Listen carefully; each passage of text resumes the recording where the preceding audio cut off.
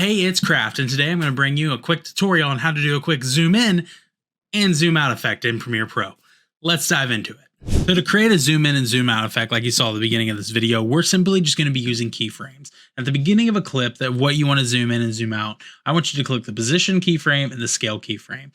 From there, I want you to choose a point where you're going to zoom in. So say this is where we're going to zoom in. This isn't where I'm actually going to zoom in the video, but it's going to help us for this teaching illustration. We're going to set a scale to a simple 120, right? Nothing too crazy. Then we're going to adjust the frame a little bit to where it's me perfectly still in center of the frame. Nothing too crazy happening there, right? And now we have this simulated zoom in effect that has happened very naturally because of the keyframes. But then say, we want to zoom out. We want to go back to our original position. That's super easy. All you have to do is create a new set of keyframes for when you want the zoom out to happen, right? So we're going to pop that back to 540 and we're going to pop this back to 100, say right here when we want it to happen.